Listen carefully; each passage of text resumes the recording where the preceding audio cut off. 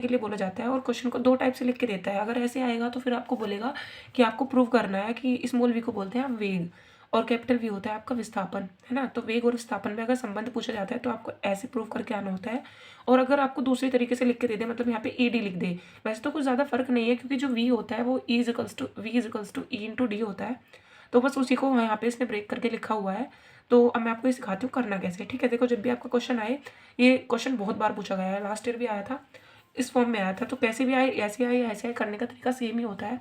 आपको पता है कि कार्य किसके बराबर होता है, ऊर्जा की। अब हम एक ऐसा कण ले रहे हैं जो वी वेग से चल रहा है। अगर वो वी वेग से चल रहा है तो उसके अंदर कौन सी एनर्जी होगी, काइनेटिक एनर्जी होगी, गतिज ऊर्जा। कार्य क्या होता है आपका W होता है, यहाँ पे काइनेटिक एनर्जी कितनी हो जाएगी K।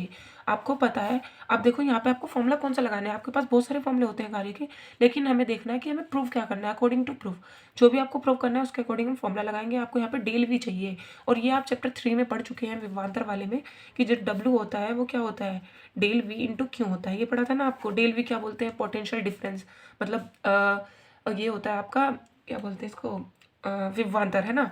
इसकी डेफिनेशन कुछ ऐसे थी, जैसे आपके पास ये विद्युत क्षेत्र है, इलेक्ट्रिक फील्ड, इसमें 2 पॉइंट है और एक पॉइंट पे आपका आवेश क्यों है, इस आवेश को उठा के आपको इस बिंदु तक लेके जाना है, तो आप जो भी काम करेंगे वो आपका डेल V होता है, विद्युत विभवांतर, ठीक है। तो उसी की फॉर्म में आपको ये ब्रेक करना है। इसको लिख दिया हमने डेल V इंटू क्यू। और आपको पता है किसी भी, मतलब किसी भी कण की जो ऊर्जा होती है ड्यू टू वेलोसिटी, मतलब उसकी वेलोसिटी की वजह से होती है 1/2 mv²। अब देखो आपको रिलेशन v² में चाहिए, तो हम इसको इधर कर देंगे, जाएगा mv² = 2 डेल V क्यू। आपको v की वैल्यू चाहिए v² की, तो ये आ जाएगी आपके पास 2 डेल V क्यू अपॉन में आएगा m। और अगर v चाहिएगा तो ये अंडर रूट इधर आ जाएगा, 2 डेल V क्यू अपॉन में m। अगर आपको ये वाला प्रूव करने के लिए दिया है आप इतना ही करके आएंगे। अदरवाइज ऐसे पूछा है तो आपको लिखना होगा कि डेल V होता है E इंटू डी, ठीक है। तो यहाँ पे पुट कर दीजिए, तो V हो जाएगा आपके पास 2E.D इंटू क्यू अपॉन में m। बस यही करना है आपको। ये आपका 3 मार्क्स का क्वेश्चन है।